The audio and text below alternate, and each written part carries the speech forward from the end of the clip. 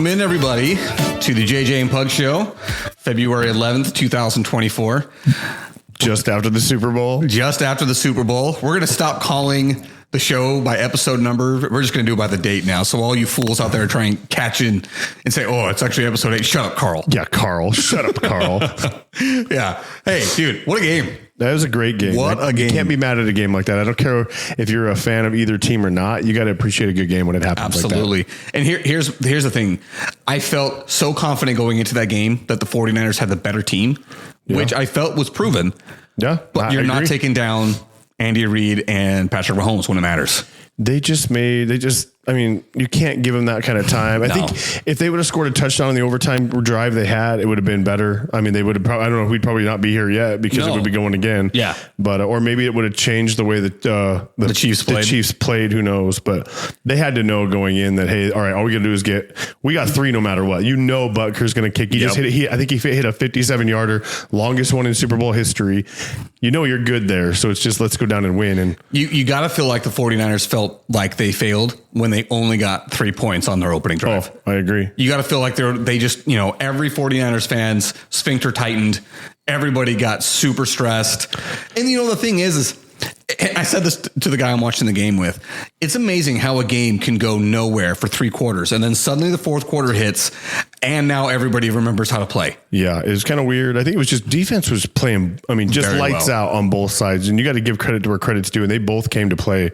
But San Francisco just couldn't. You can't hold down Mahomes, and I hate him. I mean, I respect his game, but like we've talked about, he's the Tom Brady of this time, and it sucks to see him keep winning. But I'm happy for the Kelsey family. I think their podcast is great, and I really wanted to see Taylor Swift cry. I know it's terrible, but I'm just like, it'd have been so nice to see just pure disappointment on her face. But instead, dude, I wanted to see. I hate to admit this, but truly, I was rooting hard for the Chiefs. I didn't think I'd do that way, but truly, I really do like to see a dynasty because now the Chiefs truly are a dynasty. They are. And Patrick Mahomes is making a play at becoming one of the greatest, if not the greatest of all time. But here's the thing at this age, I think, I could be wrong, but I think at the same age, Tom Brady may have had 3 Super Bowls. It took him. Remember in the early 2000s, the Patriots were it. And then they went through a drought. Oh, yeah, for sure. And then the final 3 hit towards the end of his time in New England. So keeping it going is going to be super hard. And Andy Reid is not young. He's I think he's 65 years old. Did you watch the interview with him where he was in shorts with the lady? I think he was either speaking with a lady reporter. The idea of him in shorts. Dude, his legs look terrible. He's like, I feel great. And I'm looking at his legs and I'm like, bro, your legs are like bruised and like that diabetic look, whatever. It was terrible. And I'm like, man, I know you feel great, but your body is saying a whole nother thing when you're wearing shorts, bro. That's not good. My mind's telling me no. Yeah. But my body, right? Just flip it around the exact opposite. Exactly. Yeah, no, but I tell you, dude, it's fun to watch. The whole time you're watching that game and everything that we've ever been told about the Chiefs all year long is that their offense is just not any good. You could see that so well. Oh yeah. You could see that their offense was just not doing well at all. But when it mattered the most, somehow guys made plays. Who did Patrick Mahomes go to when he needed him? Kelsey. Mecole Hardman. Yeah, dude, right. But I remember making the joke. I'm like, Mecole Hardman hasn't done anything in 3 years. And in this game, he made 2 huge plays. Okay, so flip the script. If Niners win, who do you give the MVP to if McCaffrey doesn't score? Nick Bosa. Really? So you go defensive. I go defensive. And it's not because Nick Bosa's stat line will amaze you. Nick Bosa was the impediment to any time Patrick Mahomes wanted to go to his right.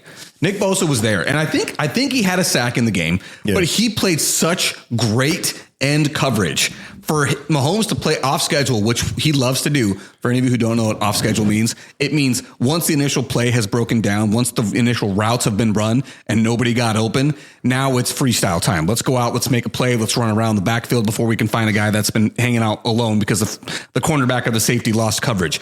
That's what it is off schedule. And that's what Patrick Mahomes is elite at. He's got to be the best off-schedule quarterback I've ever seen in my life. And Nick Bosa made that almost impossible for him to do it. Okay. over the guy that threw a touchdown pass to him and caught a touchdown. Dude, Jennings had a game, but and he had a bunch of other catches. I'm like, how do you? I agree. Because here's the deal: if McCaffrey scores 2 touchdowns, you give it to him. Yep. So you don't give it to Bosa. So why are we not giving it? This guy didn't. He's a receiver that threw a touchdown. The last time that happened, when the quarterback wasn't throwing to who? To Hines Ward. And in 2000. No, you're talking about the last time somebody had a passing touchdown and that receiving wasn't a quarterback. Touchdown? No, that wasn't a quarterback. Who had a passing touchdown in the Super Bowl that wasn't a quarterback? Oh, it was Antoine Randall L. No. Who was it? The guy that threw the ball to Nick Foles for the Philly special. Oh, you're right. That was more recent, right? Yep. More recent. But still, how do you not give that guy the MVP just because it was the tight end from the UCLA. What was that guy's name? I don't remember. They said his name in the game, but I can't remember. But either way, how do you not give it to that dude? Like, I know you want to give it to these big names, but this guy threw a touchdown and caught one in his Super Bowl. I know. And he's a nobody. My reason for feeling that way about Nick Bosa is because generally a defensive player that plays his role perfectly and doesn't have an amazing stat line never gets any recognition whatsoever. I agree. And Bosa deservedly would. I mean, no one would argue about it. He played, but you're right. Jennings had himself a game. He showed up today. You know what I mean? And he had one of those games with a stat line that you never expect to see out of a wide receiver. Nope. You don't expect him to just be throw for one, throw a passing touchdown. One. Yeah. No. I mean, his overall receiving yards were not amazing. I don't think he broke 100. No, I don't think he broke 50. Yeah, I don't know. I think he had 4 for 42. But he threw for a touchdown. But he did it when it mattered most. There's no doubt about that, dude. But I mean, that was a heck of a game. That really was. I said to the guy sitting next to me, when I look back at the games that were super boring, the Rams Patriots last Super Bowl, so boring. And we're sitting there, and the total score was the same. It was 10-6. The Rams Patriots final score was 13-3. So total points had been scored, the exact same amount. And I turned and I'm like, why is this game so much more exciting than that game was?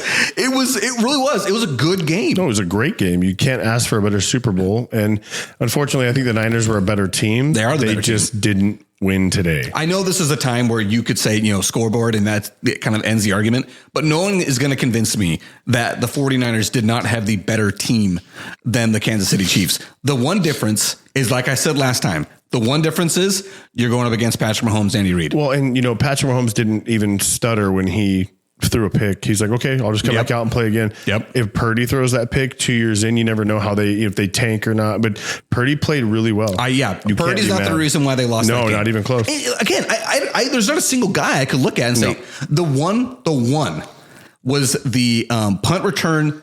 The protection, the one that hit his heel. They hit his ankle, number 28. I don't know his name. And Ray McLeod may not have been yelling Peter. So if you're a punt returner and if you're not going to catch the punt, you're taught from the age of 10. You start screaming, Peter, Peter, Peter, Peter, which means to everybody on your side of the punt return, get out of the way. The punt's going to be on the ground. And if that punt touches you, the other team can jump on it, which is exactly what happened. And then he tried to pick it up instead of just falling on it. And that was a terrible mistake. Yeah. And that's the one true mistake that was made in this game. I mean, you pointed out Patrick Mahomes' interception. That led to nothing. Nothing happened to that. Both fumbles. Nothing happened to those fumbles that were lost. The one turnover that made a difference was that muffed punt that the Chiefs were able to score on. Outside of that, like, you look at the game and it's like everybody did their job. Well, one of those fumbles, they got 3 points on. The first 3 points came from that fumble down in the red zone by Pacheco. Oh, did it? Yeah, I'm pretty sure. Because I remember seeing the stat line that there was 0 points off of turnovers except for the 7 scored by the Chiefs.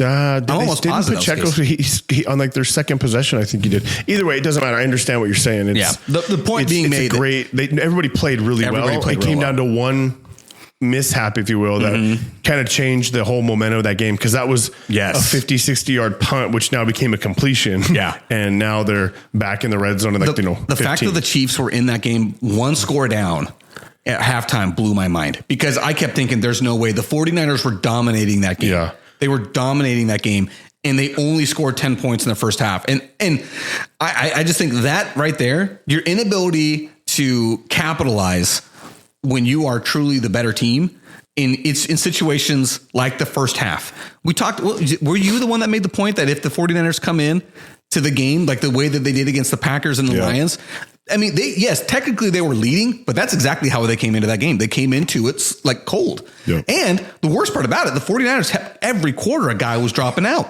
Dre Greenlaw, one of their best linebackers, just by getting onto the field, tears his Achilles. Just jumping up and down on the sidelines, just kind of pumping himself up. Just getting amped up to get out there. And that goes, so he goes down. Their starting right guard goes down. Yeah, I saw that. George Kittle and Deebo Samuel both had to come out for a little. I don't know what they gave Deebo Samuel, but they did something. I couldn't believe he came back in. He came back in, and not only that, he was running the ball. He was catching the ball. Didn't look like he had anything that happened to him. I'm like, and when he grabbed his hamstring, I'm like, gone. He's done. And I'm like, I want to know, because I want some of it. Whatever it is, I just want some. I'm like, holy cow, man. As our boy Ron Wolfley from Arizona Sports 98.7 FM likes to always say, the blue juice. Yeah. He gave him the blue juice. Whatever that is, I want some. Oh, man, that was fantastic. That was just fantastic. I really was very happy with the Super Bowl. The result, now we're looking at a true dynasty. A true dynasty in the Kansas City Chiefs. They've got 3 Super Bowl wins and 4 attempts, right? Yep. Yeah, so 3 and 4 chances.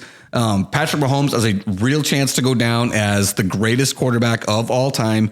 Andy Reid's now throw his hat in the ring as the greatest coach of all time. Now he's got a ways to go to catch up in the Super Bowl position. I mean, the Super Bowl win tally. Oh, yeah. Bill Belichick. But the difference between Belichick and Andy Reid is the icky stuff doesn't follow Andy Reid.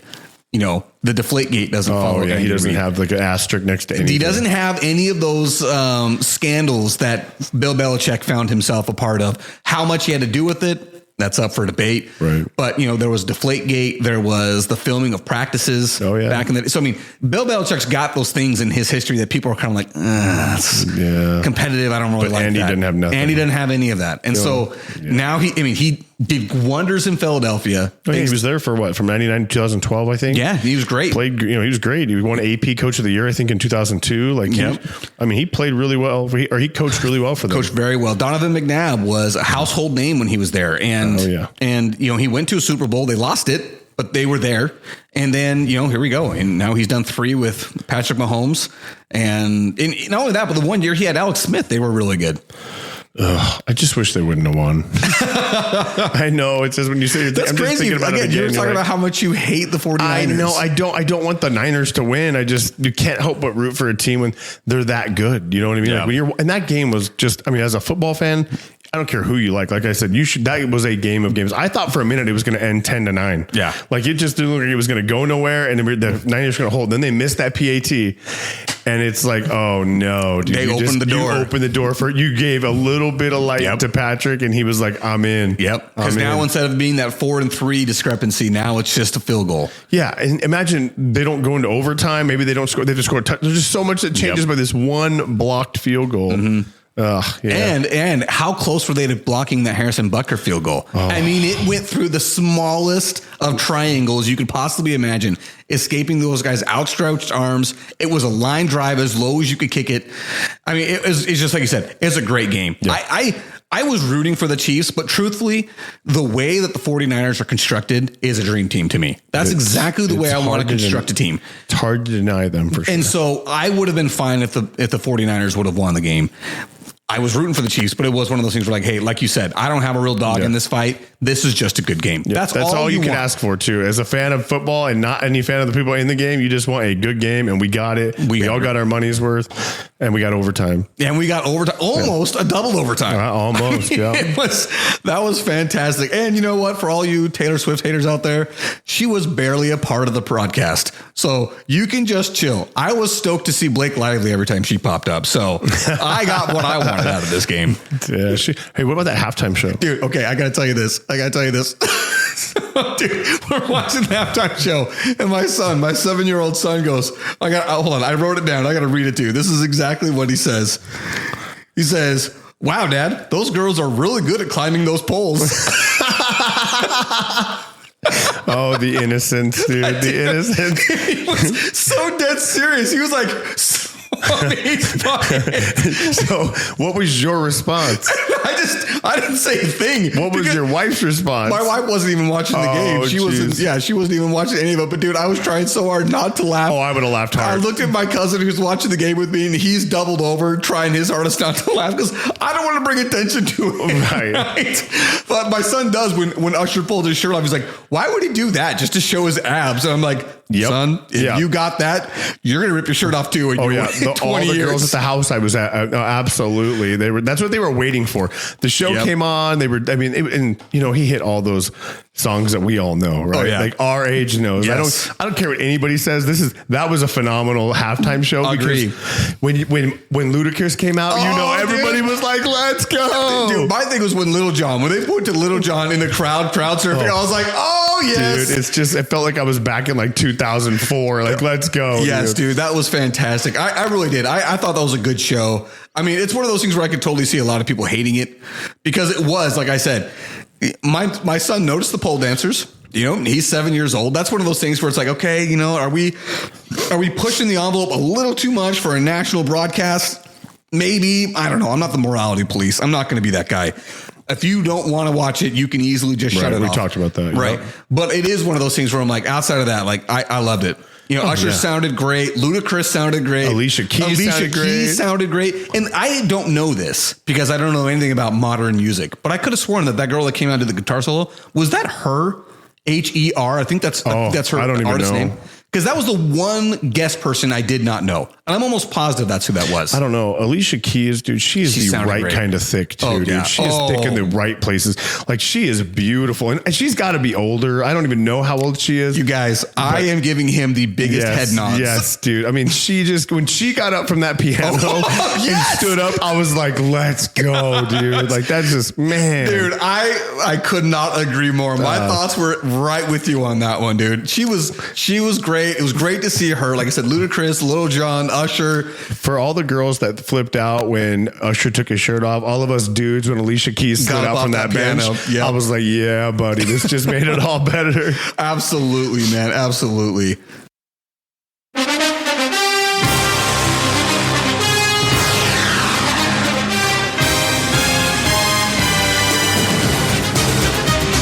How about that, baby? Where I'm talking about some production, huh? We got some real production here. Oh, is this a new idea now? Well, okay, so we just got done talking about, the Super Bowl, but a lot of things happened this past week in the football world, right? Yes. So all the nominations came out. Mm-hmm. So the postseason NFL award winners. So I felt like, this is a good opportunity for me to be able to go at the NFL on Fox theme because, in my opinion, it's the best NFL theme on any of the networks. Oh yeah, I would agree. So I just thought like, hey, you know what? We got the technology now. Let's do it. Let's have a button for that. So, first off, was there any surprise at all about the MVP winner?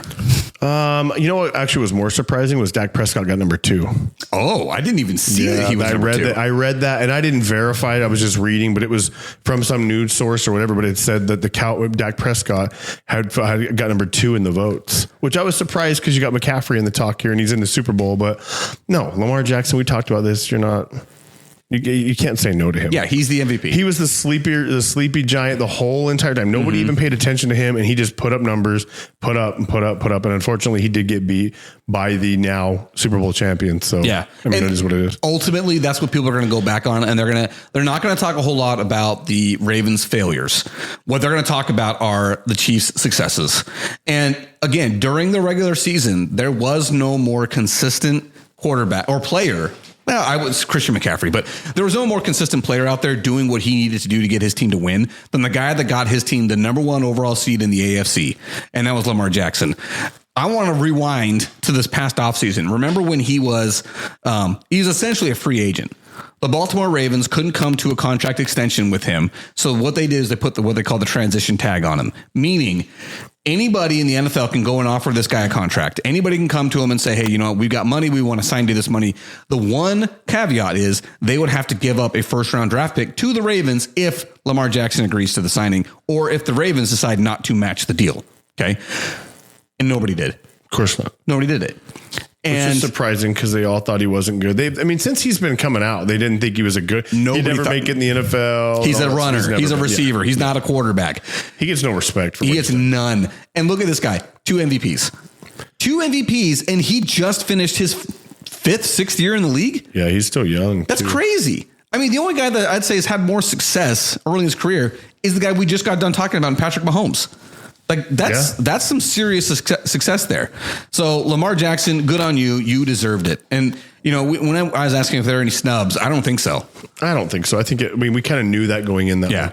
I mean, snubs come at the defensive player of the year stuff, or we can talk about that if that gets into there. Because I can't remember. I mean, I know Micah Parsons didn't win, and that to me was super surprising, just based on the fact that he's had a heck of a year. He ran that whole team, did everything he was going to, needed to do on that defense. Yes, they at the end there they kind of put him in some bad positions, but that's Dan Quinn. That's not him doing it. But I was surprised he didn't get it just based off of the influence he has.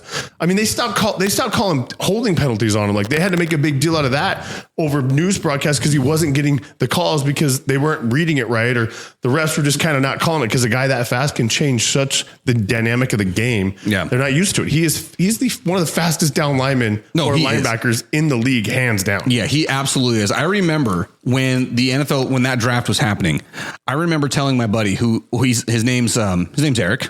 Good name, good strong name there. I remember telling him he's a huge Cowboys fan.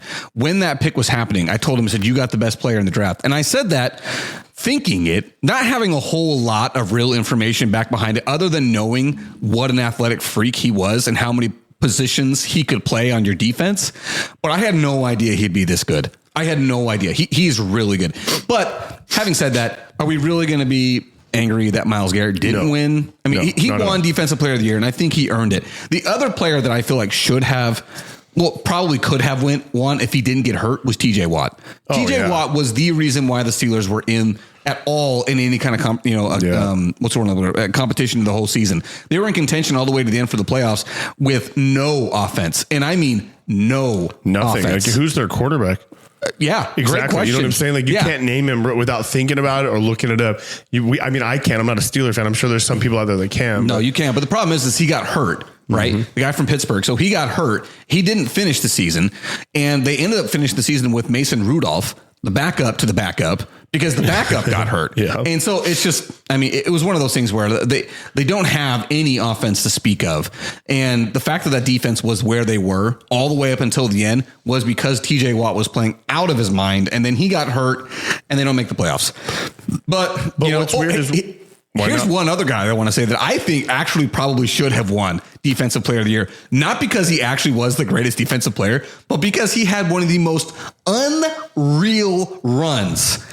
And I say run, meaning string of games. Deron Bland.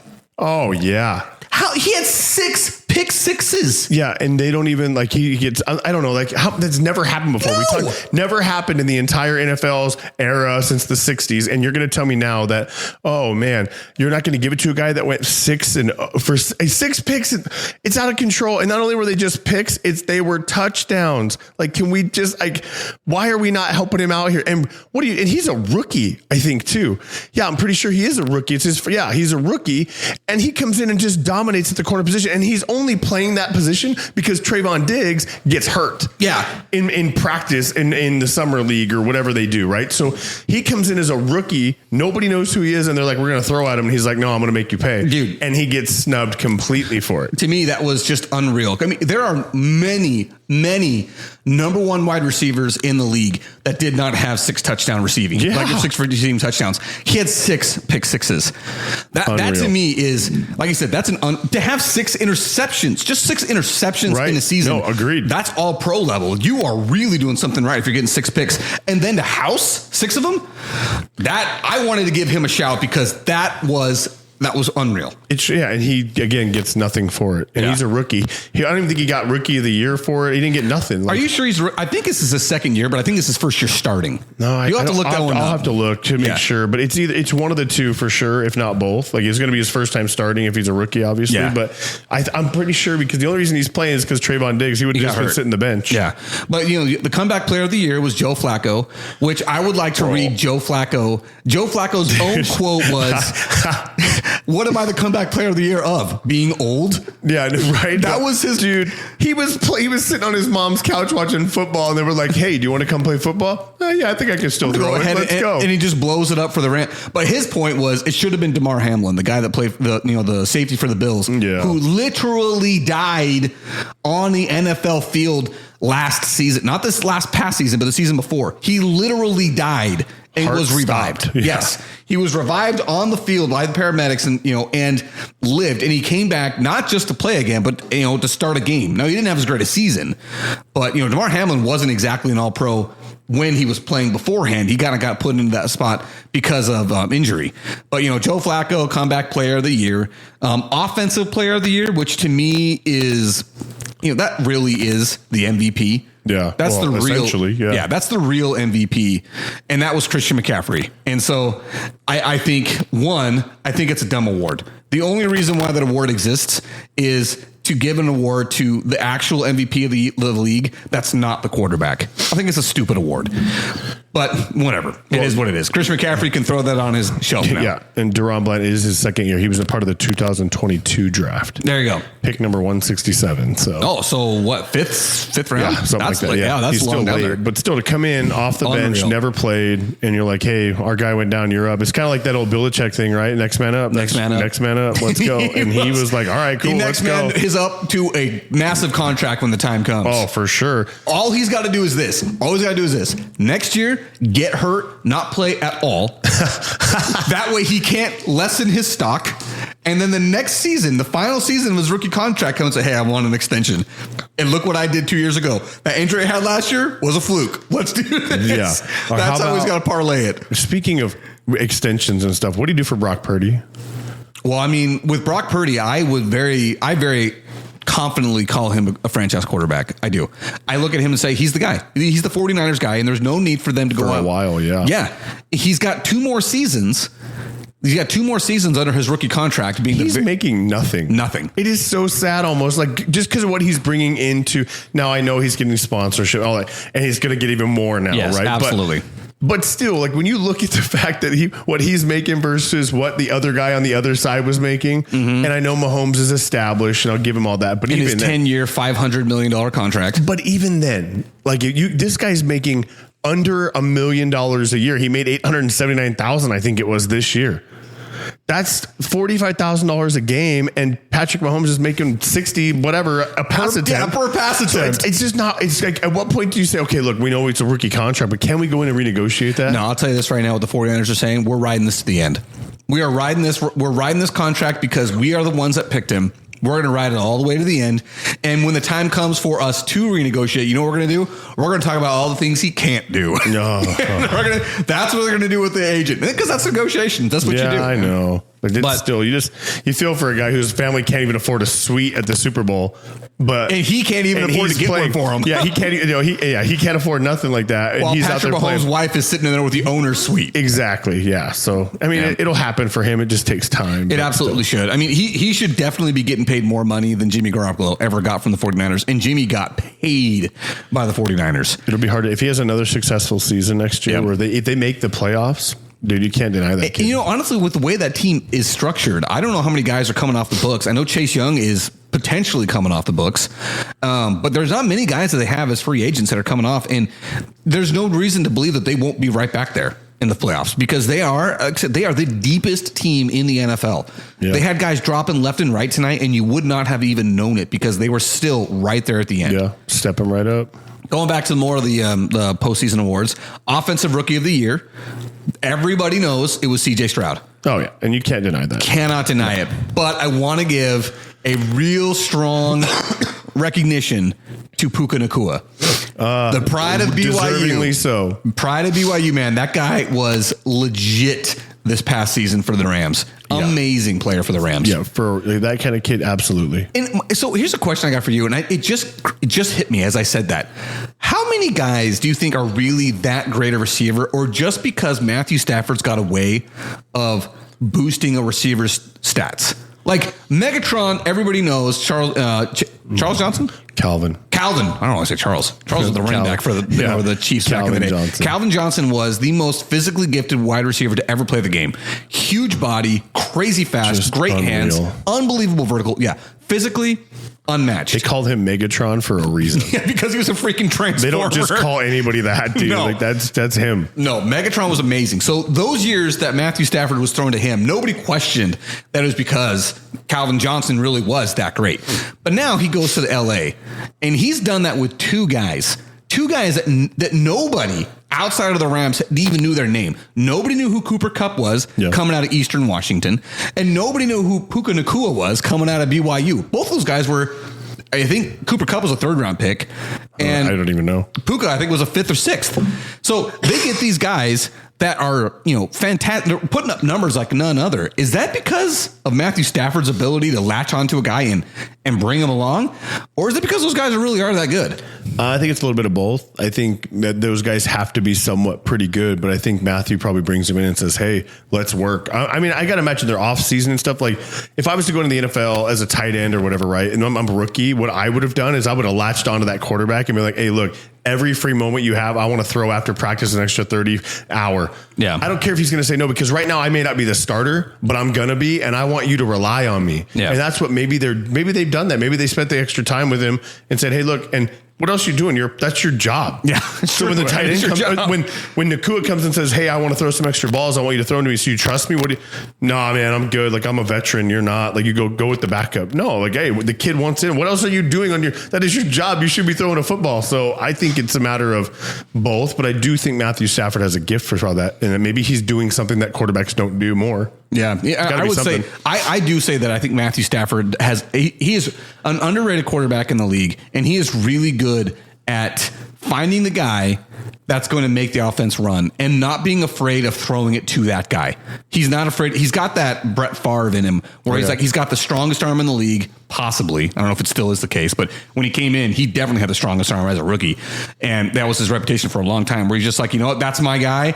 I'm going to live and die. If he's going to catch it, we're going to win. If not, I shot my shot. Right. And I like that in a quarterback, because how many times as a Cardinals fan were you yelling and screaming, just throw it to Larry? Right. Like, it doesn't matter who else is on the field. If you've got no other chance, just throw it to Larry. Give him a shot. Like, you live and die by a Hall of Famer. Like, it's either him or it's nobody, because nobody else, I mean, outside of Anquan Bolden back in the day and Steve Breston back in the day. Yeah. But like, once those guys were gone, hey, just give Larry the chance. Yep. He make it live, or you live or die with him. And if you die, you die.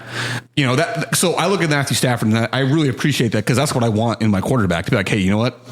This is my guy. I'm going to make it work. I love spreading the ball around. I like to see it, happening everywhere. But on, 3rd and 9, who are you going to throw the ball to?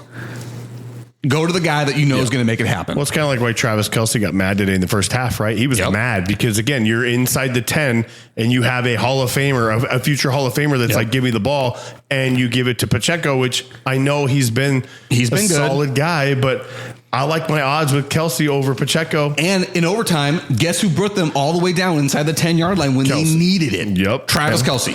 And he was open on that pass. He could have easily caught the touchdown, but there was a guy more open, and Patrick made the right read. Yeah. I remember saying maybe 2 or 3 plays before that to a guy watching me, like, does it seem like Travis Kelce's been slow? And then that happened. All of a sudden, he takes off running, and you're like, and not only that, but laid out the guy that tried to lay him out, and that guy's out of the game now. Yep, the starting safety. Yep. All right, defensive player of the year, defensive rookie of the year. Was this a Cardinals mistake by not drafting Will Anderson out of Alabama? Because that guy just wrapped up that award. Defensive rookie of the year. All they do is make mistakes. Cardinals are all about the mistakes due to drafts. I mean, what was the last great draft pick they had? Larry Fitzgerald. I'm sure there's more. I'm obviously Tyrann Mathieu. Yeah, but it's like they always mess it up. They always go for a name or a show instead of going for the guy that they need, and that's why I could never be a full Cardinal fan. That's one of the heartbreaking facts about being a full-time Cardinal fan. I will say this. I don't think that they made the mistake, although in real time, I was furious that they traded out, because I thought Will Anderson had a chance to go down as one of those all-time great defenders. But looking at where they're at now, where they've got a solid offensive tackle out of it. Paris Johnson played a great year. He didn't miss a single snap his rookie season, right? DJ Humphries just tore his ACL. So guess where Paris Johnson's going? He's going to the left side. Yeah. And now we've got 2 first-round draft picks. Now, was the second one where we hoped? No, because the Texans were way better than anybody thought. Will Anderson and CJ Stroud were both freaking amazing. By the way, they both won Rookies of the Year on the same team on the offensive and defensive side of the ball, which is pretty freaking cool when you think about it. So you've got that, and now we've got 2 first-round draft picks. One that we hoped would be in the top 10, but it's actually in the mid to late 20s. I'll take it, but Will Anderson, good on you, dude. Sorry. Coach of the Year, should it have been Kevin Stefanski of the Browns? Because I'll tell you this right now, wow, that was an amazing coaching job by him. The fact that they went all the way to the playoffs, they got stomped by the Texans. And DeMeco Ryans was a rookie head coach, doing it with a rookie starting quarterback. And again, a rookie on the other opposite side. He had 2 rookies win the offensive rookie of the year and defensive rookie of the year. He should have been the coach of the year, because nobody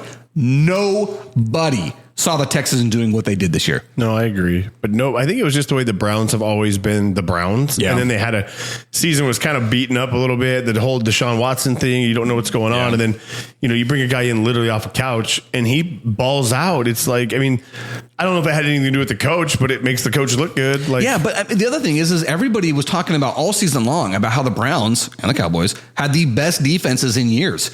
So how'd that work out for us? Terrible. For both teams. First round exits. Gosh, dang it. But the thing is I look at that and say, like, okay, it's not like he was playing with an empty deck. Nobody, and again, nobody expected the Texans to compete, let alone actually make it to the second round of the playoffs. Nobody saw that. Not even close. And so I think DeMeco Ryans got shafted. I'm sure he did, but you know what? He'll probably get it again. If they can do it again, they'll look at it, but it's just not. I think they just gave it to the Browns to give them something. They need hope. Those Brown fans are, dude, I have a buddy. I think he listens sometimes. So Jason, if you're listening, I know we're kind of ripping at your heart right now. I'm so he's sorry. He's like the only Browns fan I know that lives in Arizona, and he's a diehard dude. Like I feel bad for him all the time. That really is a rough fan. That's a rough team to be a fan of, because I mean, I joke that the Cardinals are a hard team. We've at least been to the playoffs recently and actually had some playoff success in my lifetime. That has not been true of the Cleveland Browns. No, not even at all. Not even at all. Like you said, not even at all. Nothing. But I think in my lifetime, I think that they've won one playoff game. And that was with Baker Mayfield, who they immediately jettisoned out of Cleveland, who then went down to Tampa. Well, after 2 stops in, Carolina and LA. All over. Yeah.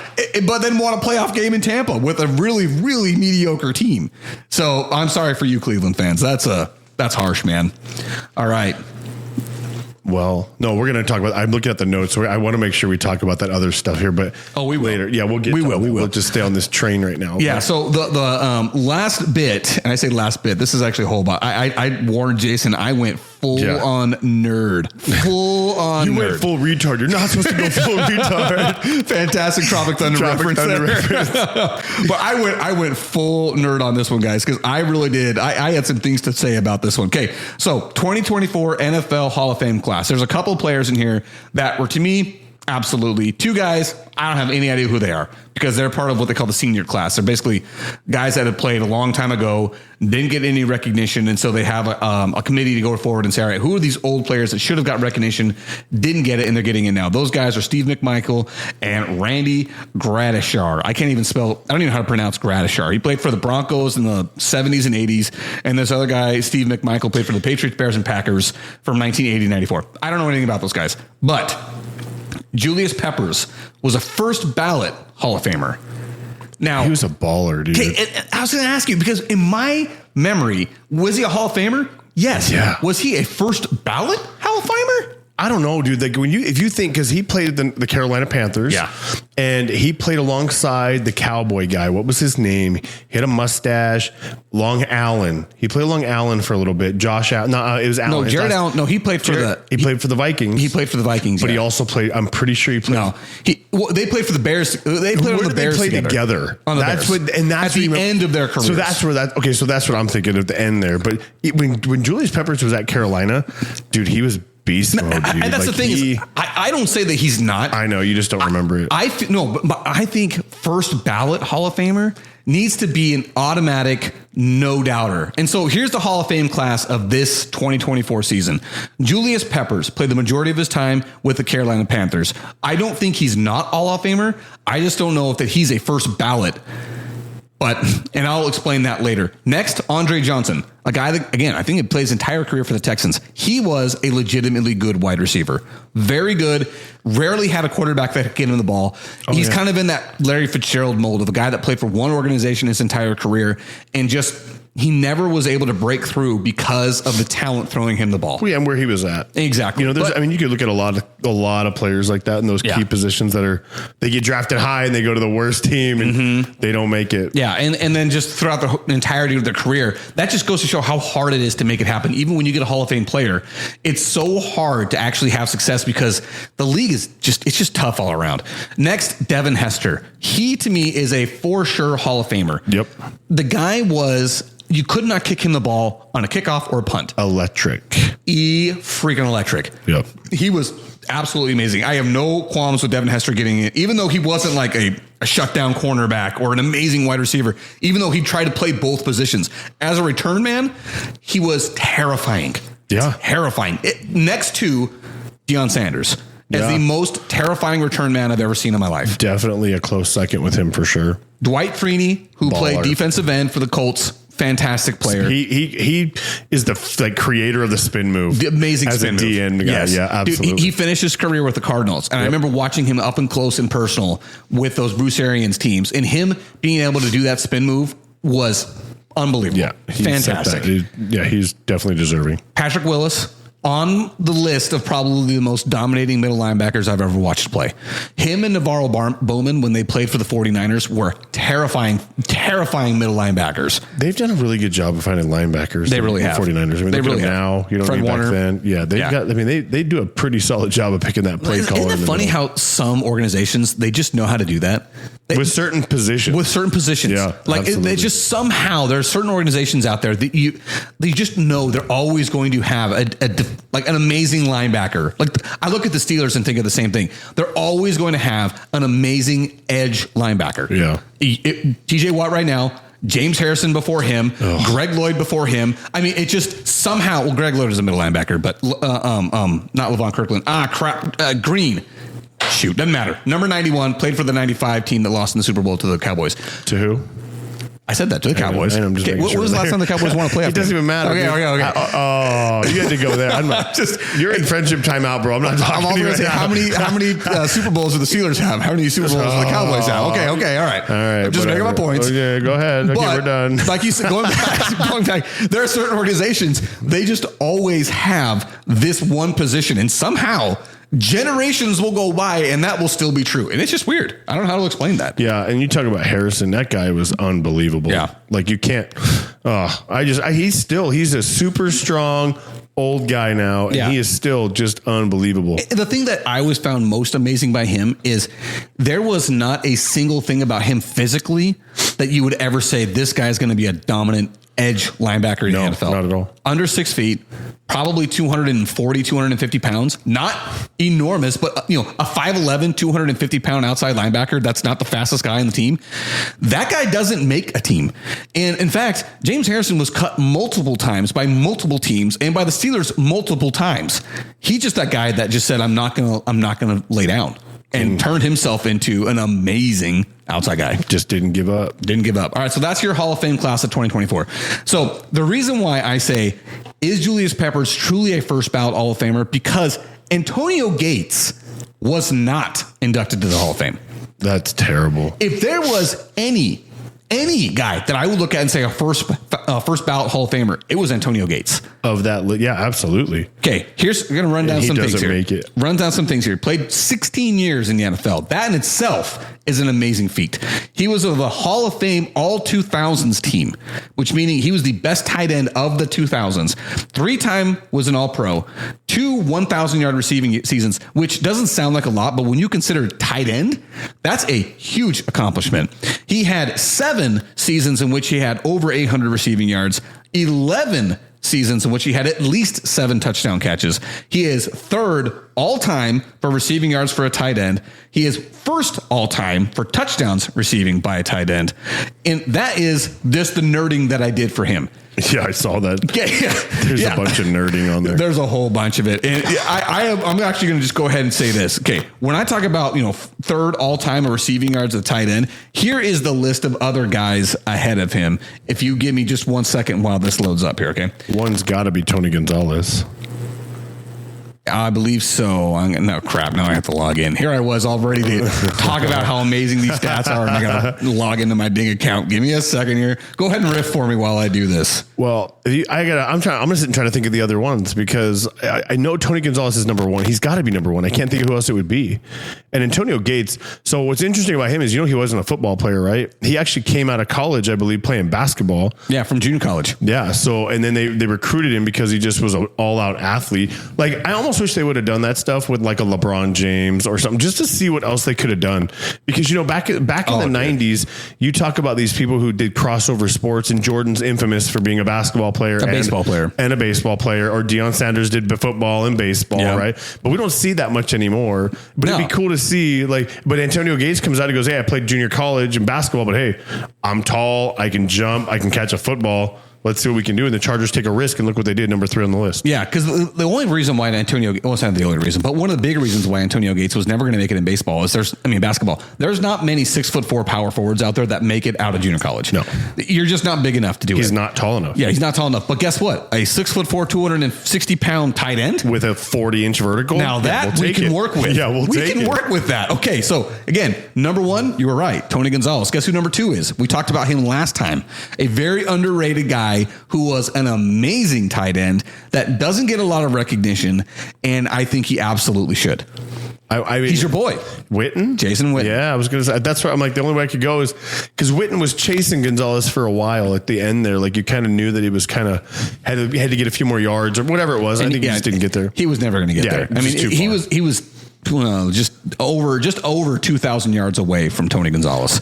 So, but that's one of those things where, like you say, like, Jason Witten was one of the most underrated tight ends, I think, of all time, because nobody talks about him as being the greatest. No, and he's one of the best security blankets a quarterback could have had. Oh, yeah. He was the best at finding a window in a zone. Mm-hmm. He that guy, he caught the ball on a play with it, got his helmet ripped off and kept going, and these guys are flying at him, and he's got his no helmet on, no protection for his head at all. Mm-hmm. Like, the guy loved, and then he took his kid to win a state championship, just like 2 kids. It's just, he's a baller, dude. I'm a big fan of him. And you should be. He's one of those guys where he's like, I'll use Larry Fitzgerald as the example. He is unassailable. There's nothing negative to be said about him. And he represents your team in the best possible way. Yep. You can never be upset with him. No negative light from a public life or anything like that. Yep. If he didn't shoot himself in the leg, like Plaxico Burress didn't want to, you know what I mean? Like, forgot about Plaxico Burress. Like, there's no negative stuff with him. He just played football, and he kept his, hey, I'm going to get paid really well. I'm going to do, and I'm going to be the face of an organization for a while. Yep. So there was him. And then number 4 on this list, he's an active player. Travis Kelce. Oh, yeah. Number 4. And wait, where's Gronk on that list? Yeah, although Gronk didn't play as long as people think. I think he had a couple seasons. People like to think that he played a long time, and he really didn't. The problem with Gronk is he just got hurt so often. And it was really to the point where if you saw him talk about being done, I remember watching him giving an interview when they asked him if he was really done, and he just started to tear up. He's like, guys, I'm done. I'm done. I'm done with being hurt. Yeah. Kind of like, I don't know if you ever read the article. I can't remember if it was ESPN or Sports Illustrated. They did a long interview with Andrew Luck, and it was the same question because Andrew Luck retired early, big time, because of concussions, right? Everything, all the injuries, shoulder, knee, rib cage. Everything. And he's just like, I'm done. I'm done hurting. Like, I can't do it anymore. And that was the thing with Rob. He's just done. He was always hurting, always in rehab. His body never felt right. And so when he had that 1 year off, when he was done with Tampa, it was like, no, he's done. And again, Rob, he is number 6 behind Shannon Sharp. And Shannon Sharp. Shannon Sharp was one of those guys. Denver Broncos, baby. Yep. But when you think about it, like, Jason Witten played a long time. For Antonio Gates to be just barely behind Witten by 1,200 yards, he played 2 less seasons than Witten.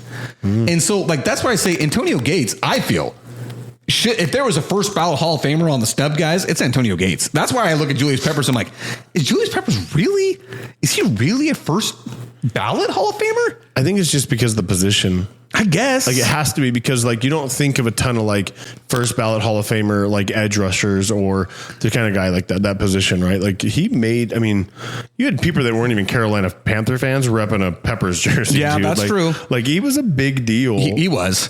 I guess, I don't know. I've never been an Antonio Gates super fan. I definitely don't care about the Chargers. I just think that like of me being a football fan, a super football fan, I don't know, my whole life, I'll say Antonio Gates is a first ballot Hall of Famer. Yeah. And I want him to recognize it. Antonio, if you're listening. Yes. I'm sure he is. I'm sure he is. We're giving you your respect. By this point. Yeah, we are, dude. All right. So then a couple other guys that I feel like got snubbed. Jared Allen. We talked about him recently. Played for the Vikings. 12 years in the league. He was the 2011 Sporting News Defensive Rookie of the Year, which doesn't mean anything. It's not an official award. I don't even know what that means. It's an old magazine that doesn't exist anymore. So, I mean, it doesn't mean anything, but hey, that's one of his accolades. He was a 4-time All-Pro, and he is 16th on the list of all-time sacks, but he is 6th all-time in tackles for loss, which is a pretty underrated stat. Pretty good, yeah. That's a pretty underrated stat for a defensive end. Everybody talks about sacks, but tackles for loss are just as important, especially when you're talking about, getting that guy behind the line and stalling a drive. Fred Taylor, I put on the list. I don't really know that I really feel that way about him. Did he only play for Jacksonville? No, he played for a couple teams at the end. He played for some other people. Yeah, he plays from teams at the other end, but the majority of his time was in Jacksonville. But the only reason why I put him on there, he's a running back that played for 13 years in the NFL. Which is very impressive. Very, very impressive. He's 17th all-time in rushing yards and 41st all-time rushing touchdowns, but he played for Jacksonville. So let's give him some credit here. That's pretty impressive to have any touchdowns when you played with them. Yeah. All right. Next was Rodney Harrison. Mostly I remember him with the Patriots. Yep. But he played the majority of his career with the Chargers. In the year, he was 15 years in the league. That is an accomplishment. Well, he's a 2-time Super Bowl guy. He's an All-Pro. Like again, that surprised me. That's one of the names on the list I saw that surprises me, just because I remember him from playing with the Patriots and being very instrumental in their defense. Oh yeah. I mean, number 21 all time in solo tackles. That's when it is you and nobody else. That's insane. That is. When you think about there's 11 players on a team that play defense, and then the math of that, and that you're number 21. Yeah. That's pretty crazy. All-time solo tackles. Yeah. It's you and that guy and nobody else in the area, and you've got to make the tackle. That's a big deal. And especially because he played safety, that is such an invaluable ability for your safety to make solo tackles. And then you remember the boy from the Greatest Show on Turf? Torrey Holt, man. Back in those 90s Rams, late 90s, early 2000s. With Isaac Bruce, right? Yeah. It was the two of them. Yeah, and they were great. He played 11 years. He's also a part of the All 2000s Hall of Fame team. He won a Super Bowl. He was with Kurt Warner, right? With Kurt Warner, baby. He was going for a back-to-back, but the Patriots beat him, so they didn't get their back-to-back Super Bowl. That's the start of the Patriots run. 16th all-time in receiving yards, 36th all-time in receiving touchdowns, but again, only played 11 years. That's not a long time for a guy to rack up those kind of stats. No, it's pretty impressive. And then this guy, I don't know if I'd say first ballot. He'll make it. Reggie Wayne. Yeah. Like, how do you not? Like, I mean, when you think about the Colts and Peyton Manning, if you don't think about Reggie Clark and Reggie Wayne, like those are two, like I'm surprised. Like, I know he'll make it. Yeah. Is he a first ballot? I don't know. Probably maybe not. But I would not be mad if he was, because he was so instrumental in that team. And I know they lost over and over again to Tom Brady, but they finally did win. But here's the thing though. I think we talked about this before. If Josh Allen or Lamar Jackson get one Super Bowl, that's all you need. That's all they need. So that everybody can be like, yeah, but they played during the Patrick Mahomes era. Right. It's just like those guys that played against the Michael Jordan in his era. Yeah. Nobody will really hold it against Charles Barkley. I mean, Shaq does, but Shaq just hates. Whatever. And not only that, but Shaq's era was after Michael was done. Totally. So it's like, okay, you just didn't play in that era. No. Like that was the only reason why. Totally different ball. Shaq started winning once Michael was done. But nobody talks about that. Charles had to compete with the greatest of all time, and the one shot he had, the greatest of all time beat him. Yeah. The one chance in the finals. Nothing you can do about it. Yeah, so I just look at that and say, like, if Lamar and Josh Allen get that one, Reggie Wayne, he got that one. He got it. He needs to be a part of the Hall of Fame. I think he will for sure. Not only that, but dude, he played a prominent role in Parks and Rec. Still never seen that show. Dude, that is... it's a great show. I've never been able to get past... It's like kind of the first season's terrible. Yeah, they just can't get past it because I watched The Big Bang Theory. The Big Bang Theory was phenomenal. I don't know if you've seen that, but... No, it's not my style of humor. Dude, it's... Funny's not your style of humor. I'll tell you right now, like I can...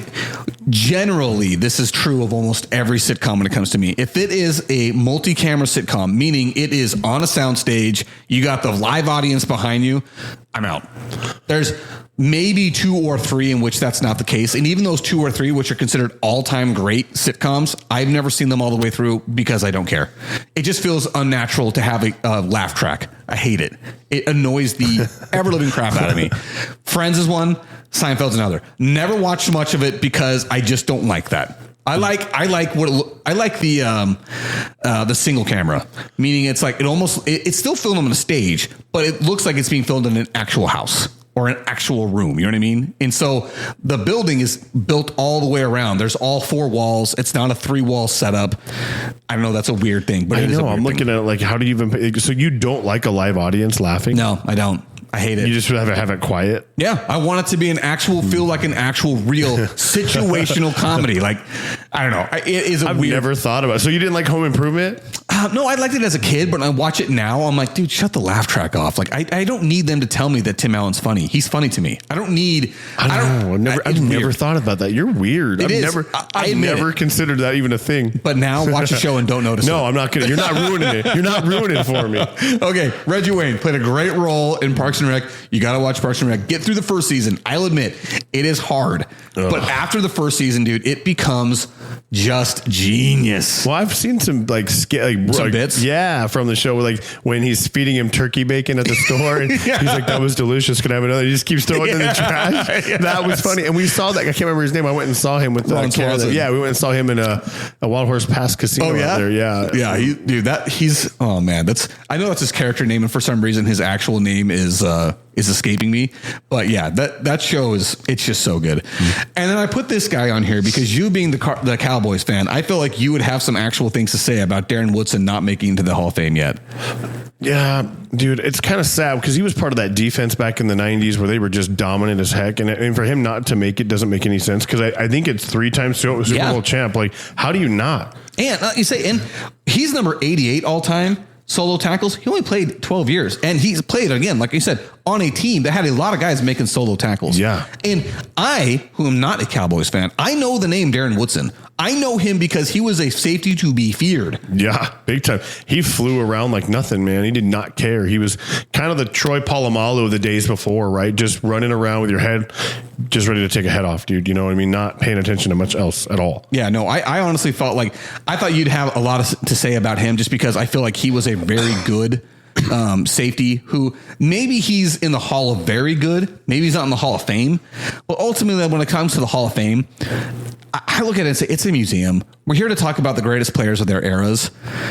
And that needs to include the greatest players of their eras. Yeah, he is a greatest player of that era. Yeah, I totally agree. He's definitely on the list of the best safeties of the 90s. Oh, for sure. So not even a doubt at all. I kind of feel like, for me, the first ballot Hall of Famer, that is what separates the other guys. I would agree. That's why I had this whole thing about Julius Peppers where I'm like, wait a minute. Because, and this is probably more true of baseball, but the Baseball Hall of Fame is so like selective, and they're so dumb about certain things. Like to be a unanimous Hall of Famer in baseball is like otherworldly. The best of the best of the best of the best. So who's a unanimous? Let me tell you who wasn't. And this is why I'm thinking about this, because it made me so freaking angry.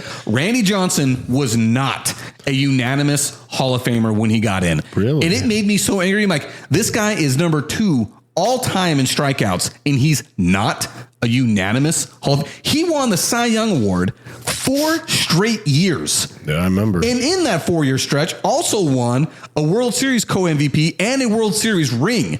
He had the most dominant 4-year stretch of my life. And you're telling, oh, by the way, also did this in his 40s. And killed a bird. That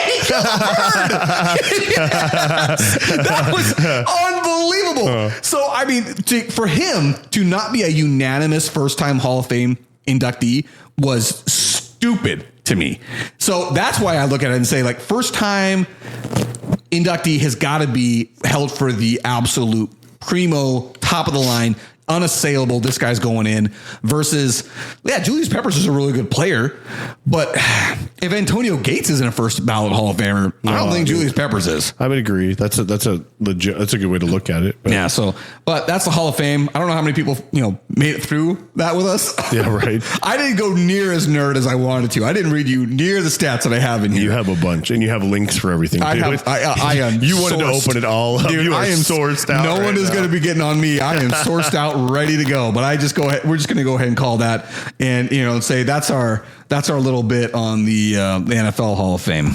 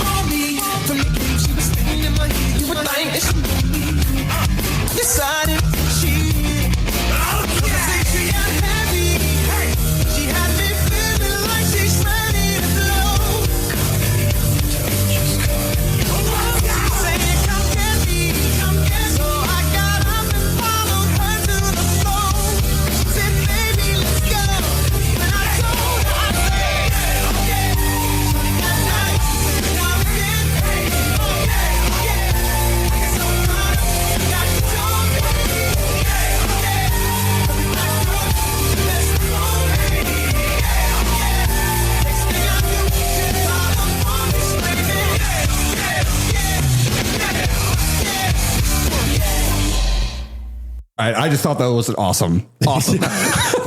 My first time hearing it, I'm like, what are we listening to? Oh, yeah, dude. So I wanted to show that. I wanted to do that when we started the Super Bowl talk, but we just jumped straight into it. So I didn't have chance. I wasn't going to go from music to music. But I saw that on Instagram earlier by the Bass Fahrer. I don't know how to say it. It's Fahrer. It's a remix he did of Usher and Linkin Park and a whole bunch of things. I thought it was freaking great. So I'm like, I'm putting that in. I don't care if it makes any sense. Bowen's gonna love it. I think Bowen was jamming out the entire time. Good. I know that Shalay was. Oh yeah. When she hears this, she'll be like, "Oh, this is great. This is great." All right. So next on the list here is the NBA trade deadline. Whole lot of nothing happened. I'm just going to give you a quick rundown of the things I didn't really catch much of it. I know the Suns scored somebody that a lot of people are very happy about. Yeah. I think he's going to be a solid rotational piece. His name's Royce O'Neal. Played for the Jazz for a while, most recently with the Nets.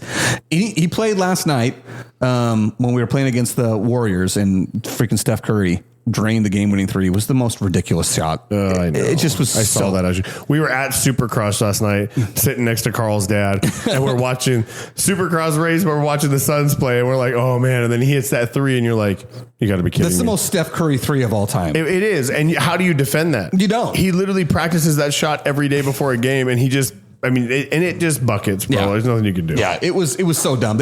I just don't even know how to. I don't even know how to describe Steph Curry to an alien. He is an alien. He doesn't make any sense. No, he doesn't make any sense whatsoever. He rarely touches the rim on a shot. Yes. And it's over and over. It's phenomenal. Yeah. So anyway, Royce O'Neal played. We got him from the Brooklyn Nets. I think he's going to be a solid 3-and-D wing, rotational guy. May start some, may not start some. He's going to get in there. He's going to be a part of the rotation when we get to the playoffs. We got him and a guy named David Roddy, who I will admit, I don't know anything about him. He was with the Memphis Grizzlies. I am told he's just kind of an athletic big guy, can guard multiple positions, but I don't know a thing about him, so I'm not going to pretend like I do. But we had to get rid of Jordan Goodwin, who we got from the Wizards with Bradley Beal in the offseason. We got rid of Keita Bates-Diop, who was one of those guys that we signed in the offseason that I was particularly excited about because he's a big, long, rangy defender who just couldn't crack the rotation. He was too much up and down. So we traded those two guys and a second round pick to the Brooklyn Nets for Royce O'Neal. So Royce O'Neal had better workout because we gave up quite a bit to get him of the things that we had to give up anyway. The Suns didn't have much to give up. Yeah. And then we gave up 2 seconds to Memphis, Yuta Watanabe, and Chimezie Metu for David Roddy. That's more to be given up for a guy I don't even know anything about him. Yeah, I don't know anything about him either. I was reading some stuff about him. People are excited. They're talking about this new owner with the Suns. He's a basketball fan and he's making basketball moves, and that's what you need to be doing to win. So, I mean, nobody really seems too upset about it, which is good, I guess. Yeah, I mean, ultimately, it was one of those things where the Suns didn't have, not to get into the real weeds of the CBA and the limitations they had on making trades, but let's just say they were extensive limitations that they had to actually improve the roster. So they did something. I just don't know how much it's going to be in the end. I don't know how much of a difference it's actually going to make. It kind of feels like we're shuffling deck chairs on the Titanic. You know what I mean? It's like, ultimately, are we going to hit that iceberg still? Yeah. I mean, I don't know. It kind of seems like that because I don't know how much of a difference Royce is going to make. And again, I don't know anything about David Roddy. So we'll see what happens. There wasn't anything else that happened in the league, really.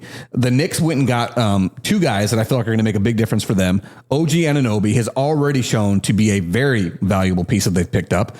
And Bojan Bogdanovic, he's one of those guys that he doesn't make sense that he scores, but he scores. He just does. And he's one of those old school, like old man players in the gym. We were like, how's this guy moving, let alone making buckets? That's Bogdanovic. So, I mean, they got two guys I think are going to be big moves for them.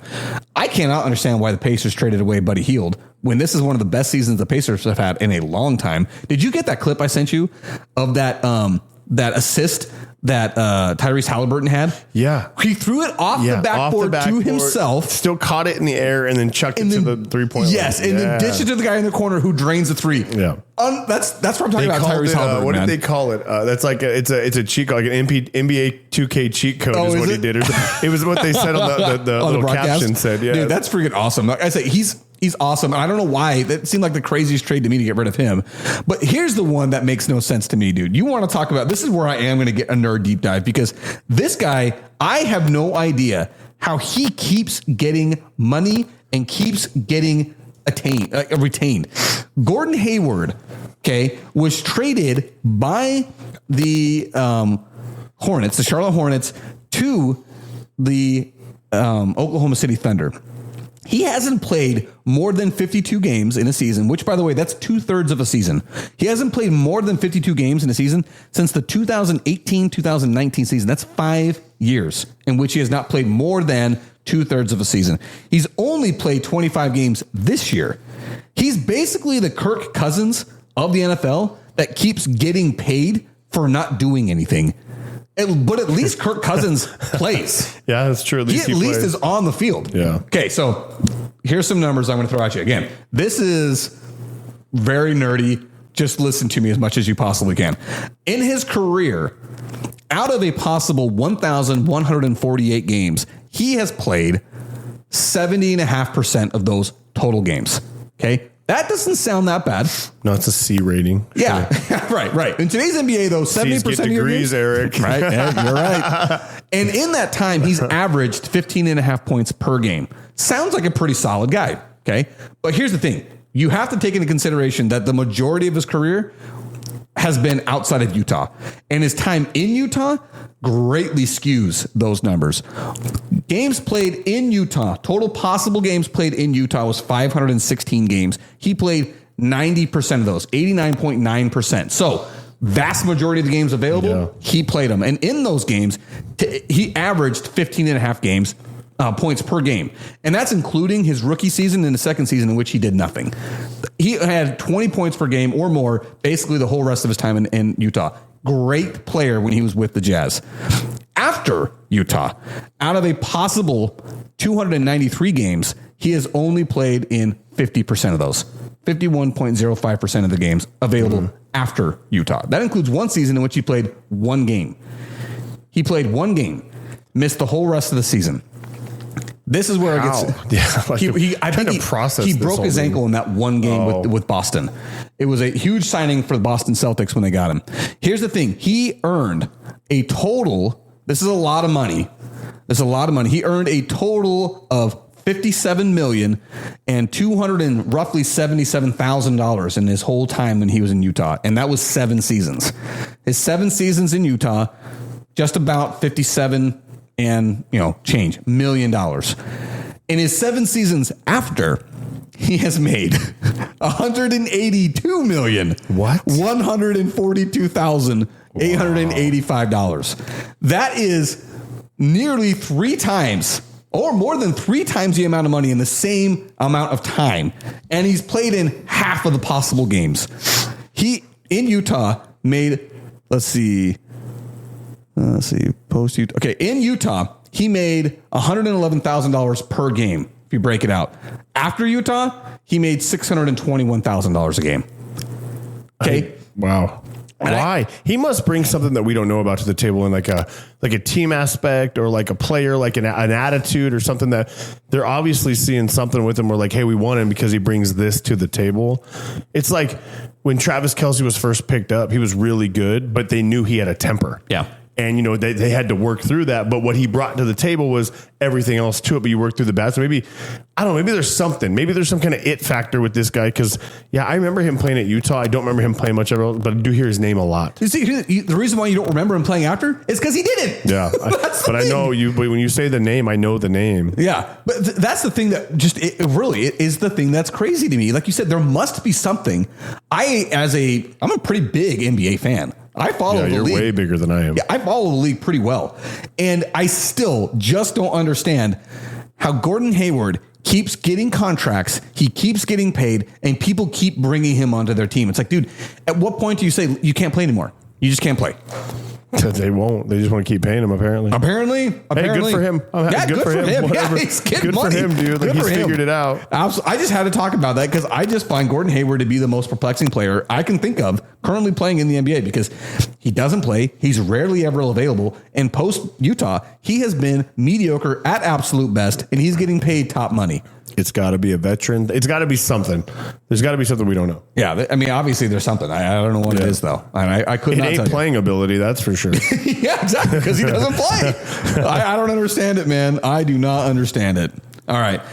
We have a hard shift to the right here. So now's where we get to the dirty stuff. The one that everybody else and not into sports wants to talk about, or at least wants to hear about, right? All right. Yeah. So if you've made it this far. Yes. If you've made it this far, we are going to completely shift gears. Good. Because I'm going to tell you right now, I want to know what it is. I was watching a video about why men should why men should get flowers, Eric. Literal flowers. Literal flowers. Not like like a figment of like a gesture. Like not a metaphor. No, not a metaphor at all. Like why? What it was a video of they were like doing a presentation, like an award thing, right? And there was a couple females on stage, and there happened to be one male. The male does not get any flowers, and they give flowers to the other women. And it says men should have flowers too. Let's normalize giving men flowers. Yeah, no, we should not. Oh, it made me so furious. I'm so tired of the dying masculinity in this world that we just keep shoving down. Oh, no, men need to be softer. No, you're seeing what that's doing right now. It is destroying this country. We have a bunch of soft pussies running around right now. I want you to give me the heads up, sorry. man. I'm sorry. Got this.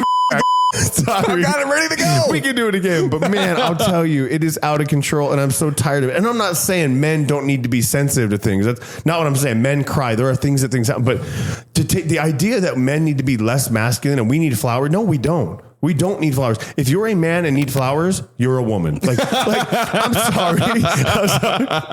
And I know this may be controversial to people and I don't care, but it does not make any sense to me. Like I'm all for, like I've got 3 daughters. You want to talk about sensitive? Like, dude, there's things, like a Folgers commercial will break me down in the right way, dude. Like, remember cold and sadness or whatever your words were. Yeah, deep, yeah, whatever that was. Fight out those emotions. It will, yeah, but there are certain things, right, which we do. But the idea that men nowadays can't be masculine. Masculinity is looked at so negatively. Oh, yeah. It is insane. And social media is pushing it.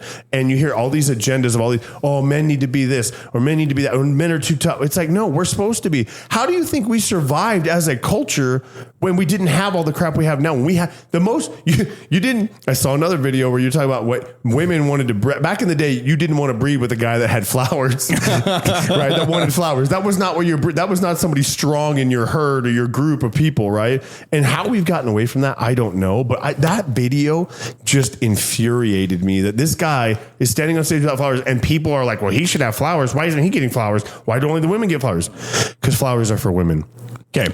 I remember when you sent this to me, I gave it a big old heart emoji because my thought was, yeah, we should give guys flowers, but not actual flowers.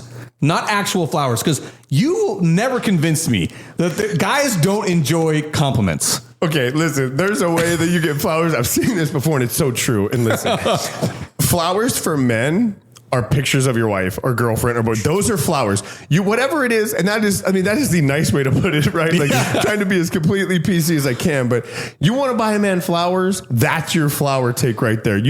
We're visual creatures. We talked about this about gym stuff. We're wired that way. You want me to have flowers? No, don't you. I think that the term is nudes or flowers for men. That's what it is, but it doesn't have to be that. But my point is that is what a guy wants. We don't want flowers. Again, if you're a guy that's listening, Bowen, if you want flowers, bro. Bowen is getting railed.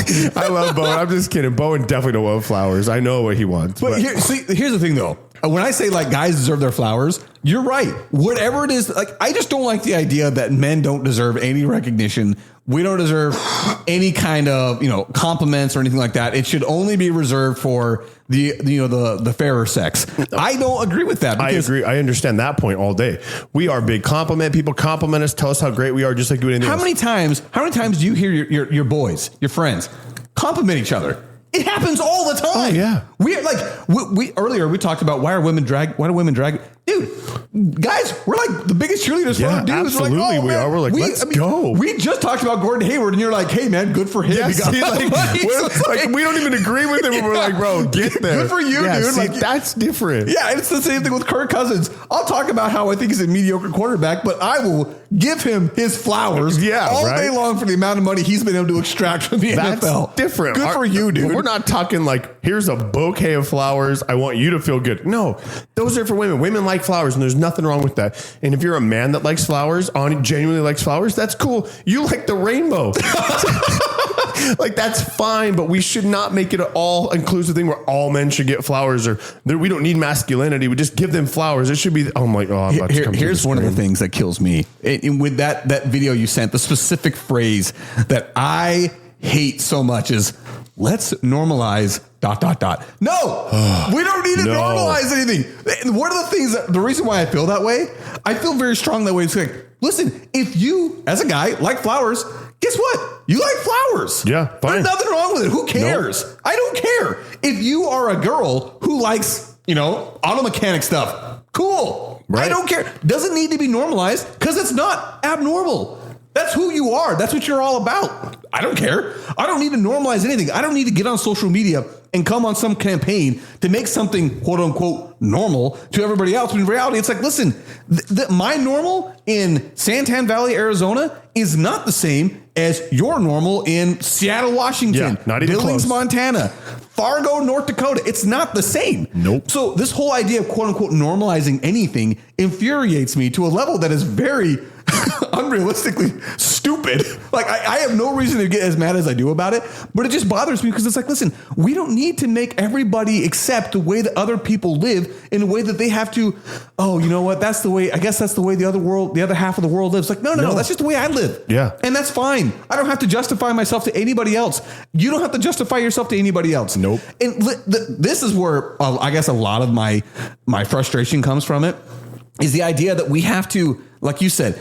Right now, masculinity is like public enemy number one. Oh, yeah. In so many different facets, especially on social media. Holy crap. You want to understand this? Be a guy, open up a TikTok or an Instagram account or a Facebook account and see how many reels get thrown your way at the problems with you being who you are. That is...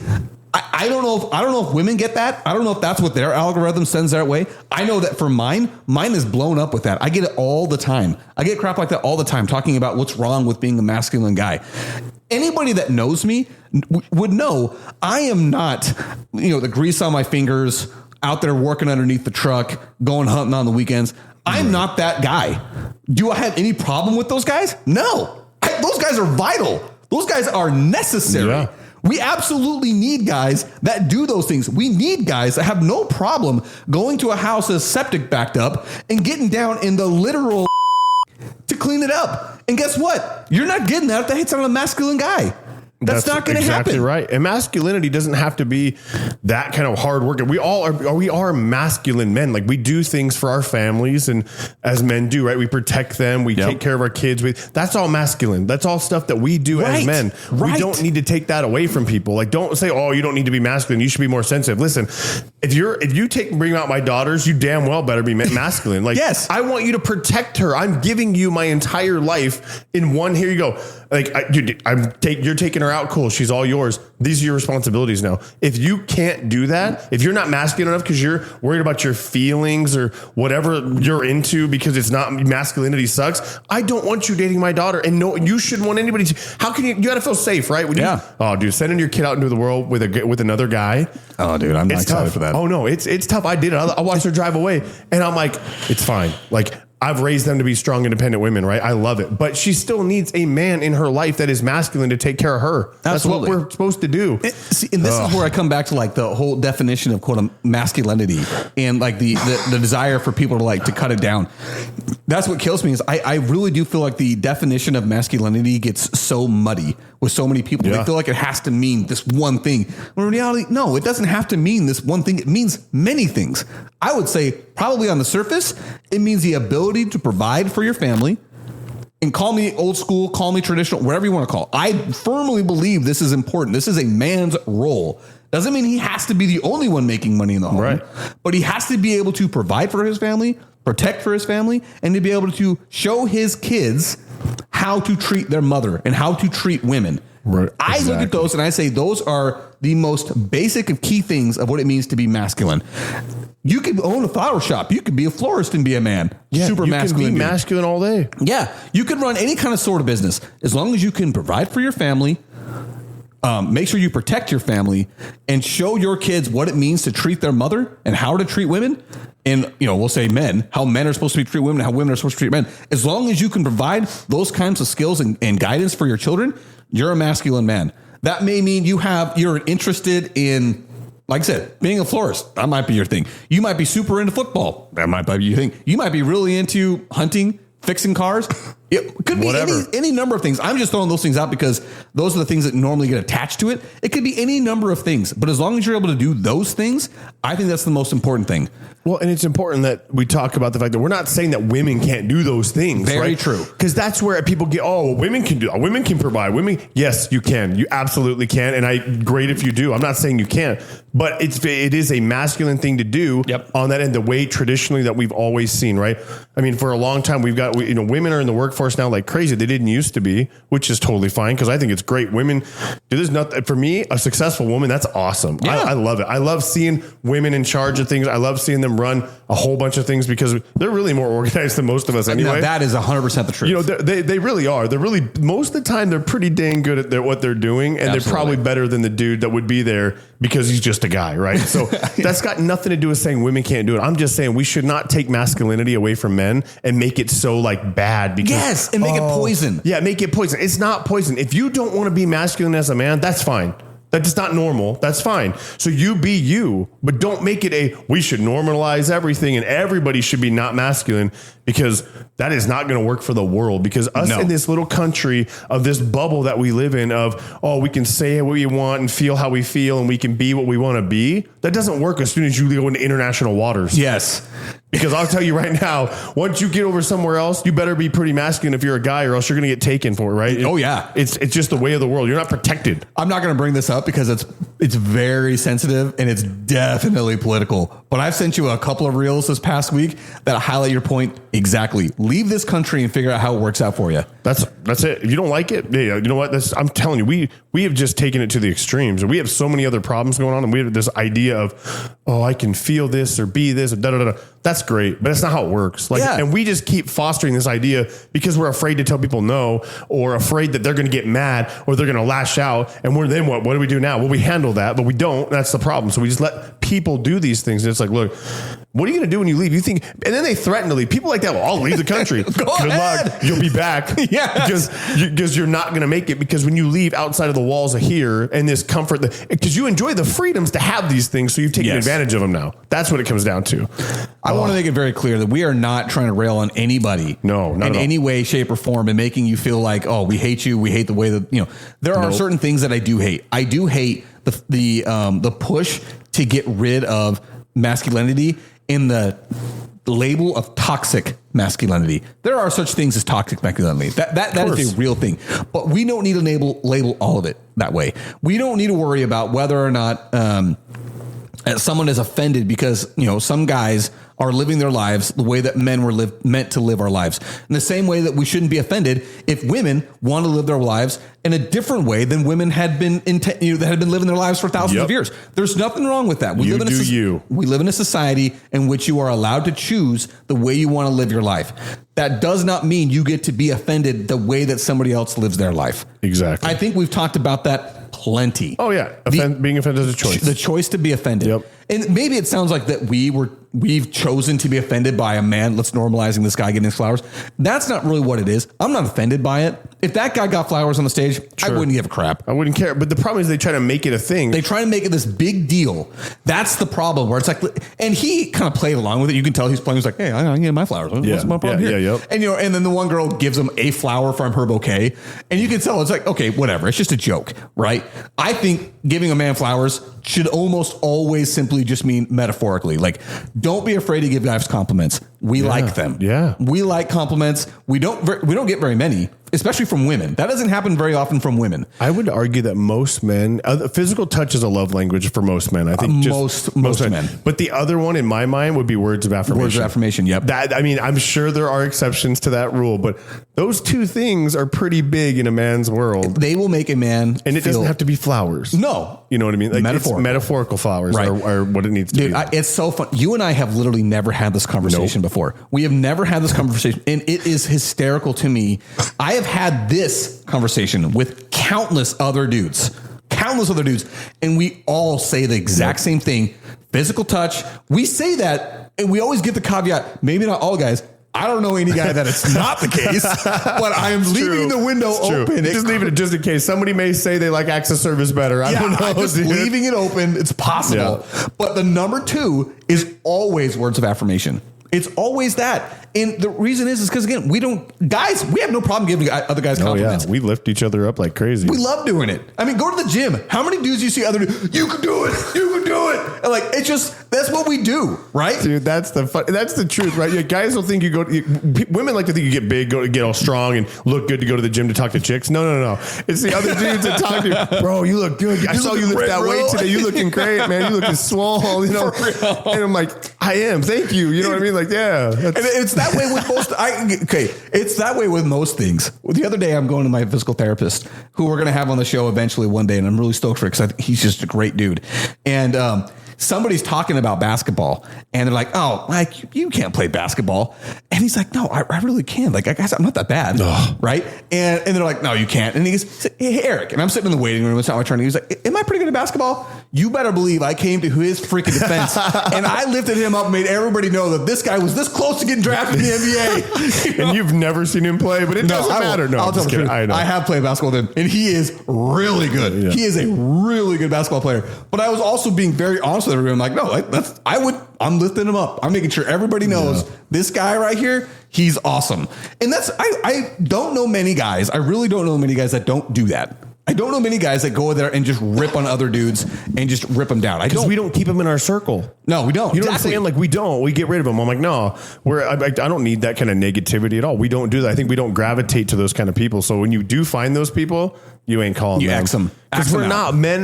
You and your buddies and you and your dude, they're your dudes, man. They're the ones picking you up the whole time when you're down. Like, it doesn't matter. Like, you can call a couple guys, it's like, hey, you're good to go, or hey, don't worry about it. Or they always come through in the clutch and send you some kind of motivational reel when you need it.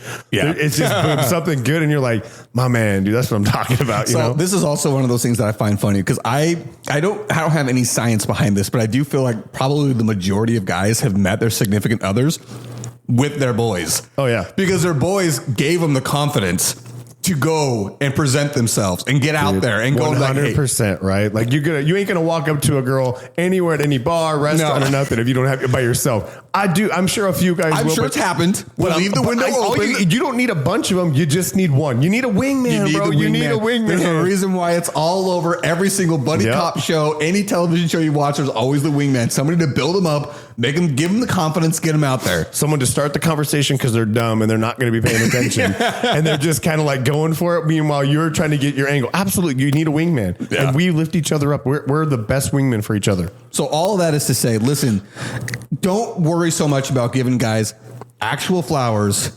Give them metaphorical flowers. There you go. Don't be dragging guys down by their masculinity. Let people be built up by that masculinity, because truthfully, that's not how all society functions, but it is a huge part of how society functions, in the same way that women need to be allowed to be feminine. If a woman wants to simply be a stay-at-home mom, that needs to not ever, ever, ever, ever be talked about in a negative way. No. There is nothing more important than a mother being a mother and a father being a father. Absolutely. And I can't stand the whole concept of ripping down these gender roles and saying that they're negative, they're horrible, they're awful for people. And that's not to say, I also want to make this clear. I've said this before. I do not care if a man and a woman want to get married. I don't care. Yeah, it doesn't matter. That's their lives.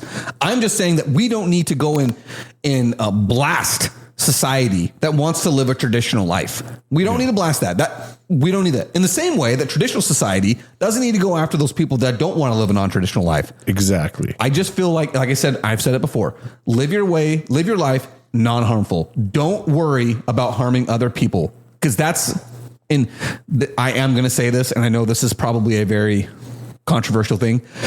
Jesus did not teach hate. I am a firm follower of Jesus Christ. And I firmly believe that we all need to love our neighbor as we love ourselves. And I try my best to live that way. Stops right there, right? If you just do that. Yes. Most people believe in some kind of Christianity of some sort where they follow Jesus in some way, shape, or form, denomination, whatever, right? Or they believe in something. That right there is just it. If you just treat each other like what you just said, love thyself as thy neighbor, or whatever it is, right? That is love thy neighbor as thyself. Love thy neighbor as thyself. Yeah. That right there, it would solve a lot of problems. It would solve most all a lot of problems. Dude, let people be people. Yeah, I was going to go down that road. I'm going to stop myself right now and just let it be said. I think we've made our points on this one. Metaphorical flowers for men, not real ones. And don't bring down masculinity. Yeah. Allow men to be masculine. It is necessary. And if you're a dude and you're a wingman for man, keep on keeping on. Keep it on. All right. So real quickly, this is something I just wanted to state. Last time I just railed on Allegiant Airlines because they suck, right? Oh no. Did it come full circle? Okay. No. Okay. This is a funny wrinkle. I was getting ready to come up on here and do a full recantation. It's like, you know what? I jumped the gun. My bad. Here's the story. On Wednesday night, we recorded me talking about how Allegiant sucks. Yeah. Lost my tablet, gave them all the fully detailed information as to where it was, blah, blah, blah. I had gotten a call from the baggage claim at Gateway Airport calling me, left a voicemail, said, hey, we've got your tablet here. Come down and get it. On the day I reported it missing. But because it went through a spam filter, I didn't get the voicemail until that Thursday. Yeah. So I'm like, okay. Well, so I call him up on Thursday. Like, yeah, we got it right here. Come on down. I'd already filled out my report. I have not received any information from Allegiant. Allegiant has still not reached out to me and said anything. But the baggage claim at Gateway calls me. Call him up. I give him some information. We kind of detail it out like, oh, yeah, this is clearly your tablet. Come on down and get it. I go down there to get it. I give him my ID and they ask me one more question. Okay, just being sure that this is yours. And then the guy opens it up, sees the lock screen, sees my picture on the lock screen with my family. And goes, oh, yeah, this is yours. Gives it to me. I get an email Friday from Allegiant saying, hey, we still haven't found your tablet. We're still looking. And I was like, what? Yes. Allegiant, I was ready to apologize. Oh, no. You still suck. Now, Jay, did you say, can you just give me another one? I should have been like, hey, you know what? That's cool. I'll just take credit. Just credit me for it. Just give me a free flight somewhere. We'll call it even. Yes. I just was like, okay. I was ready to be like, you know what? My mistake. They totally took care of it. I jumped the gun. Nope. Allegiant still has no idea where my tablet is. It's with me. I've got it. Stupid freaking airline, man. Yeah, that didn't really save them. The baggage claim people, well done. Yes. You know what I mean? Thank you, Mesa Gateway Baggage Claim. You guys took care of things. Allegiant? I appreciate it. No, you could suck it. Like, it's terrible. Yeah, dude, that's just absolutely like inexcusable. You got to be kidding me, guys. That's too funny. All right. Well, I think that was pretty solid. There's one thing that I can't wait to talk with you about. It's the Ipswich Football Club in England. Cannot wait to talk to you about one. I have a story. I printed it off. I left it at the office. I'm going to give it to you. You can read it, and we'll talk about it another time. Now the football season's over. We have to admit, there's going to be a little bit of a drought when it comes to things to talk about. No, we're going to go into social aspects or something. I will do anything to avoid talking about baseball. But hey, I'm just kidding. Good for you. Baseball doesn't start till the end of March. Yeah, so we've got time. We've got time to talk. I mean, and you'll be coming to some baseball games with me this season. I'm sure you will be. We'll go. I'll make sure to bring you. I was going to bring you guys last season, but there's something happened with my season tickets where it just got a little bit different. And anyway, so you'll be coming with me this season.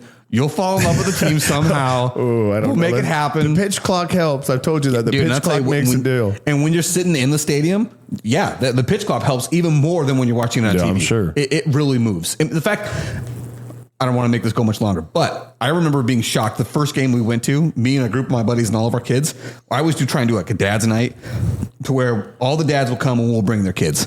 Let mom stay at home. It's a time for us to be out with the kids, right? Yeah. And I remember the first time we'd be 3 or 4 hours at the stadium before we'd leave. When the first game we all went to was done by 7:00, everyone's like, now what? Yeah, now what? Now what do we do? Like, I guess we just go home. It was a 5:00 start, and it was over in under 2 hours. It was unbelievable. Crazy. Yeah, that's crazy. And so, there was no time to get up and go get a drink or go get food or go to the bathroom. See, that's going to make. I'm telling you, we talked about it's going to save baseball. I agree. I think it's the biggest change that they could have made that actually will make an actual difference. So, anyway, well, I hope everybody enjoyed all of those nerding out that I did with stats about the Hall of Fame and Gordon Hayward. I mean, it is kind of interesting when you think about it. I'm sure it was probably a difficult listen for a lot of people. But if they made it through half of it, there was a pretty good segue there. That's true. That's true. That stuff. I think a lot of people feel the same way about the masculinity thing. I think it's just not something that people want to talk about because they're almost afraid of what it is. And it shouldn't be. You should be allowed to voice your opinion and not have to worry about repercussions. And they have a cancel culture and all this crap. But you know what? I don't care. Like, I'm not saying don't be feminine. I'm just saying don't kill masculinity. Yes. There's a difference. Yes. 100% with you on that one. There is a difference. There is a difference. And it's like I said before, don't be harmful. Live your life harmless to others and don't go out looking for ways to rip down others either. I think that's the most important lesson to be learned here. So anyway, with that being said, man. Well, like fat kids in dodgeball, we're out. All right. Stay fresh, cheese bag.